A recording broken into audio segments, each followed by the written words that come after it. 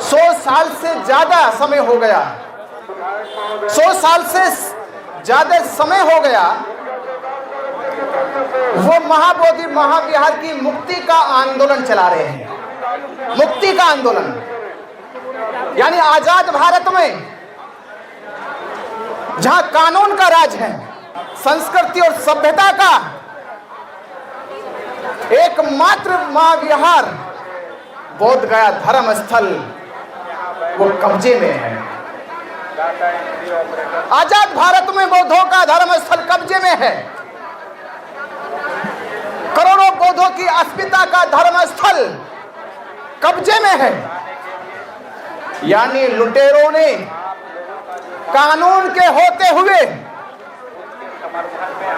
डकैतों ने संविधान के होते हुए बौद्धों की अस्मिता को लूट रखा है, बौद्धों की विरासत पे कब्जा कर रखा है। दुनिया भर के बौद्ध अनुयायियों के धर्मस्थल पर अवैध कब्जा कर रखा है। अब ये बारी आ गई है कि ये अवैध कब्जा जो 100 साल से ज्यादा समय हो गया है, अब उसका अंत करना, अब उसका अंत करना जरूरी है, अब उसका अंत करना जरूरी है। ये संकल्प लेकर हम लोग इस गर्दनी बाग से जाएंगे और इतिहास लिखेंगे जो इतिहास 2300 साल पहले सम्राट अशोक ने महाबोधि महाविहार की नींव रखकर लिखा था, उसे लिखना होगा। सत्ता परिवर्तन 5 साल का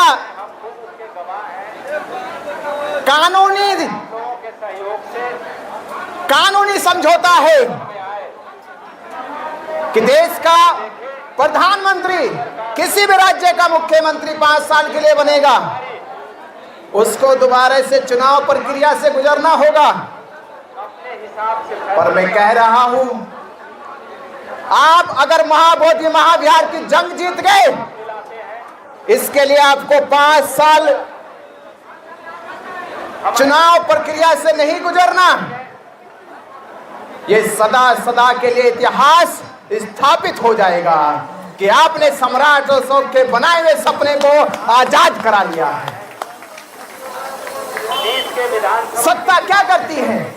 सत्ता व्यवस्था परिवर्तन करती है, सत्ता संस्कृति को स्थापित करती है, सत्ता सभ्यता को विकसित करती है। अगर सत्ता ये नहीं कर सकती तो उस सत्ता का सस्ता भाव है, वो सस्ते भाव है, उसका कोई मूल्य नहीं रहा। तो मैं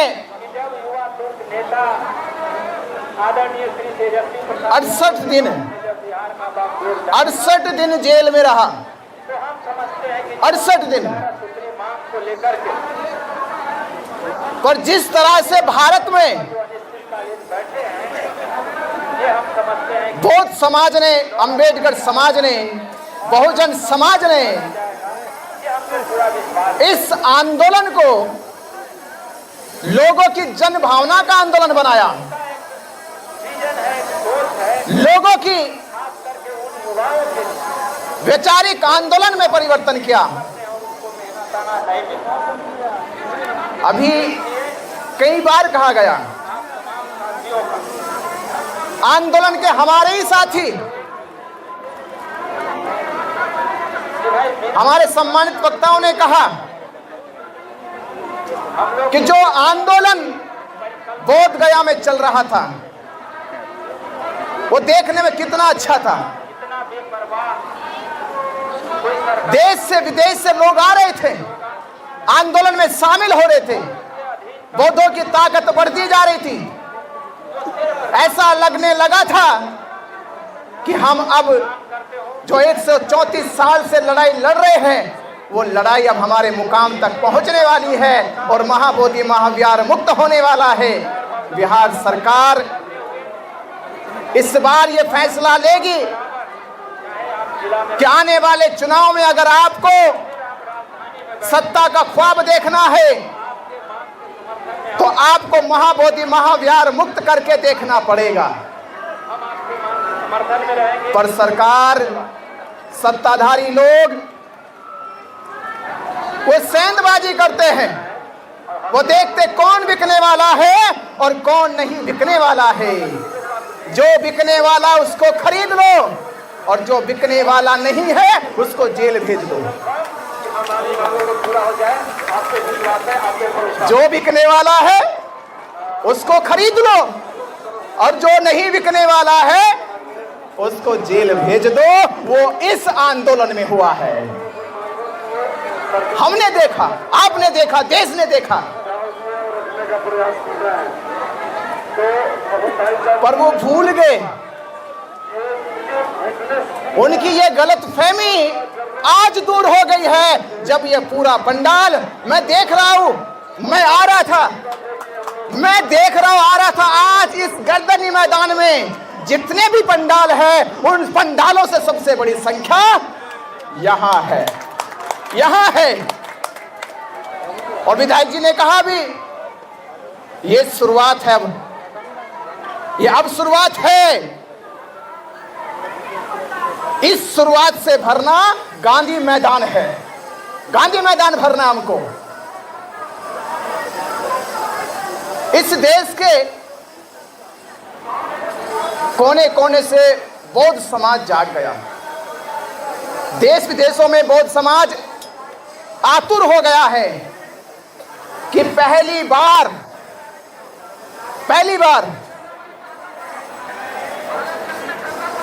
बौद्ध भिक्षु को फर्जी मुकदमे लगाकर, फर्जी मुकदमे, और मुकदमा भी कौन सा, 307 का, 307 हत्या का प्रयास, जिसे ना तो मैं जानता हूं और जिसने लगाया वो भी शायद मुझे ना जानता हूं। दोनों ही नहीं जानते एक दूसरे को, और प्रशासन ने 307 लगा दी। इसका सीधा सीधा क्या मतलब है? सीधा सीधा मतलब था कि जो चतुर लोग हमारे आंदोलन की आड़ में समाज की भावनाओं से खिलवाड़ करने का काम कर रहे थे, जो बाबा साहब डॉक्टर अंबेडकर जी की भावनाओं को, विचारधारा को कुचलने का काम कर रहे थे, वो लोग प्रशासन और सरकार के साथ बैठकर आंदोलन को खत्म करने की योजना बना रहे थे। और आपने देखा, मैं तो एक था, 13 तारीख को पुलिस ने रात के 1:30 बजे मुझे अरेस्ट किया, 1:30 बजे अरेस्ट किया। 14 तारीख कोर्ट में पेश किया और 15 तारीख को आंदोलन खत्म करने की साजिश रची गई। आंदोलन खत्म करने की साजिश रची गई। आप मुझे बताइए, जो आंदोलन शांतिपूर्ण तरीके से चल रहा था, जो आंदोलन एक जायज मांग को लेकर चल रहा था, वो 15 तारीख को क्यों खत्म कर दिया गया? और वो लोग कहां चले गए, कहां जाकर सो गए थे, जब रात के 12 बजे पुलिस तंबू उखाड़ने का काम कर रही थी, बल्ली उखाड़ने का काम कर रही थी। मुझे जब मैं जेल से आया 21 तारीख को, अगले दिन ही एक उपासिका है बंगाल की, उसने फोन किया कि भंते जी, हम तो आपका जाने के बाद जब आप जेल चले गए तो इस सोच में बैठे थे कि आपको रिहा कैसे कराया जाए। हमें तो ख्याल भी नहीं था, सपने में भी नहीं सोचा कि आपके जेल जाने के बाद ये साजिश रची जा रही है। इस साजिश में मैं ये तो कह सकता हूँ आज 3 ग्रुप शामिल थे। अगर शायद मैं जेल ना जाता तो 2 चीज कभी मुझे सीखने को ना मिलती। जेल जाने के बाद एक तो ये सीखने को मिला कि महाबोधि महाविहार का आंदोलन पिछले 2 बार क्यों असफल हो गया, और तीसरी बार हम जिसको बचा रहे हैं वो भी खतरे में है। पहली बार इसलिए असफल हो गया, ये मैं आज आपसे कह रहा हूं, ये कोई भेदभाव की बात नहीं, पर ये साइकोलॉजिकल है, मनोवैज्ञानिक बात है, ये जन समर्थन की बात है, जनभावना की बात है। पहले आंदोलन को इस आधार पे खत्म करने का प्रयास किया गया क्योंकि आंदोलन को जो लीड करने वाले थे हमारे पूजनीय अनागारिक धम्पाल, वो मूल श्रीलंका से आते थे, वो मूल श्रीलंका से आते थे। इसलिए यहाँ का मनुवादी, यहाँ का षड्यंत्रकारी, वो सामंतवादी झूठा प्रचार करके सफल हो गया कि ये आंदोलन भारत के बौद्धों का नहीं है, ये श्रीलंका से अनागारिक धम्पाल आए हैं जो ये आंदोलन चला रहे हैं। इसलिए उनके खिलाफ बहुत बड़ा जनमोर्चा खोल दिया गया, क्योंकि भारत में उस समय बौद्धों की संख्या नामात्र थी, है ही नहीं थी। दूसरा आंदोलन भी उसी की भेंट चढ़ गया, क्योंकि उस आंदोलन को भी लीड करने वाले बौद्ध भिक्षु सुरेश ससाई थे, जिनके खिलाफ मोर्चा ये खोलकर कि वो जापान से आए हैं। इसमें भारत का बौद्ध भिक्षु लीड नहीं कर रहा है। उस आंदोलन को भी असफलता की भेंट चढ़ना पड़ा। ये तीसरा आंदोलन शुरू हुआ, ये आंदोलन तीसरा शुरू हुआ। आपको एक चीज बता दूं मैं, ये आज कड़वी सच्चाई है, ये बिहार के लोग भी जानते हैं, महाराष्ट्र से आए हमारे पत्रकार बंधु भी जानते हैं, यूपी के लोग भी जानते हैं, देश के हर एक राज्य का व्यक्ति जानता है। इस देश का सामंतवादी व्यक्ति अगर किसी से घबराता है, किसी के आंदोलन से कांपता है, तो वो अम्बेडकरवादियों के आंदोलन से कांपता है। उसे डर लगता अम्बेडकरवादियों के आंदोलन से। इसलिए जब यहां लामा आया, उन्हें कहा घबराने की कोई जरूरत नहीं है। जब लामा आया, बोला ये लामा कुछ नहीं करेगा, इससे मत घबराओ। वो नहीं घबराए। उसका कारण यही है कि ये अम्बेडकरवादी नहीं है, इसको नहीं पता आंदोलन का क्या होता है। आंदोलन की ताकत अम्बेडकर के साथ है, और जब तक अम्बेडकरवादी नहीं आएंगे तब तक वो सामंतवादी की जड़ें हिल नहीं सकती। पर वो ख्वाब उसका टूट गया, वो ख्वाब, वो सपना टूट गया जब उस आंदोलन में बनते करुणाशील राहुल और विनाचार्य की एंट्री हो गई। वो ख्वाब टूट गया, वो ख्वाब टूट गया। उनकी रची रचाई रचनाएं अब धराशायी होने लगी। जब धराशायी होने लगी, क्योंकि आपने देखा जब पहली बार आंदोलन उठाया गया था महाबोधि महाविहार के सामने से, उस दिन भी एसडीएम, इंस्पेक्टर, डीएसपी आए, लामा से बात करी और लामा से कहा हम रात को आएंगे, आपको नहीं आना, बस रात को आएंगे, आपको नहीं आना। और मुझे लामा जी ने क्या कहा कि भंते जी आप दिल्ली जाइए। मैंने तो एक प्रपोजल दिया कि मैं दिल्ली जाऊंगा और वहां कॉन्फ्रेंस करके हम दिल्ली से बड़ी संख्या के साथ बोधगया आएंगे। तो लामा ने मुझसे कहा भंते जी कॉन्फ्रेंस कीजिए जल्दी जल्दी, संख्या बढ़ानी है।